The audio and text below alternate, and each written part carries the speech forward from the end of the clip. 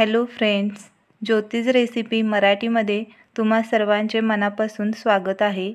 आज आपण बघणार आहोत हळीवचे लाडू किंवा याला बऱ्याच ठिकाणी हलीम असे सुद्धा म्हणतात। अशा या पौष्टिक हळीव्याचे लाडू आज आपण बघणार आहोत।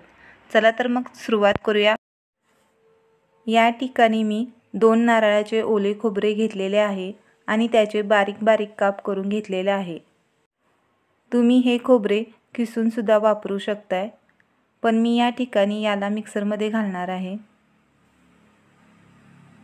आता मिक्सरच्या भांड्यामध्ये घालून आपण याला बारीक करायचं आहे।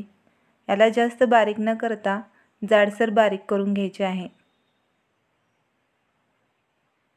तुम्ही बघू शकताय अशा प्रकारे आपल्याला बारीक करून घ्यायचे आहे खोबरे।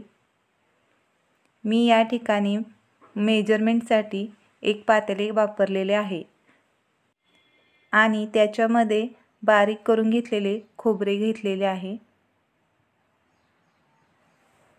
आता या ठिकाणी मी अर्धी वाटी हळीव घेतलेले आहेत आणि अर्धी वाटी तूप आणि खोबरे बारीक केलेले, आणि जेवढे खोबऱ्याचा किस घेतलेला आहे तेवढाच या ठिकाणी गूळ वापरलेला आहे। आता हे हळीव आपल्याला गरम करून घ्यायचे आहेत। ज्याप्रमाणे आपण तीळ गरम करून घेतो त्याप्रमाणेच हे साधारण गरम करून घ्यायचे आहेत।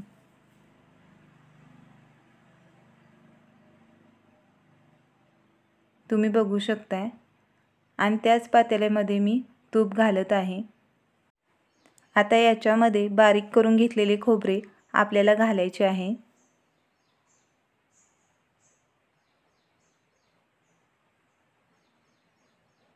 आणि त्यानंतर त्याच्यामध्ये गूळ घालायचा आहे।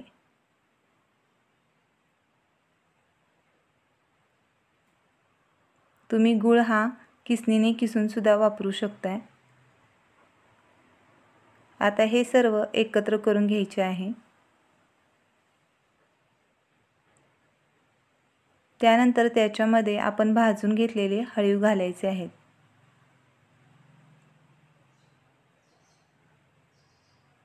आता हे छान मिक्स करून घ्यायचे आहे।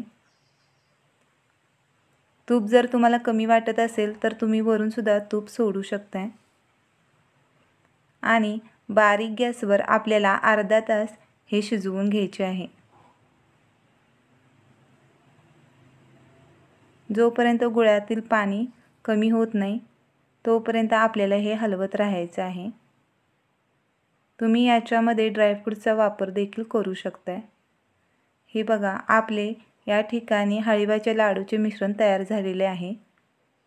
आता याला थंड करून घेऊया। थंड झाल्यानंतर याचे लाडू करून घेऊया। तुम्हाला आवडतील त्या साईजचे हे लाडू करून घ्यायचे आहेत। अशा प्रकारे सर्व लाडू आपल्याला तयार करून घ्यायचे आहेत।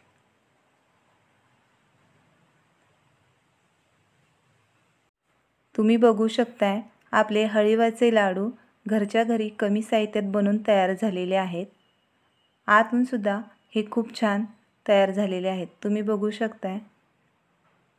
मग कशी वाटली तुम्हाला आजची ही रेसिपी आवडली असेल तर प्लीज व्हिडिओला लाईक करा, शेअर करा आणि सबस्क्राईब करा। Thank you, bye.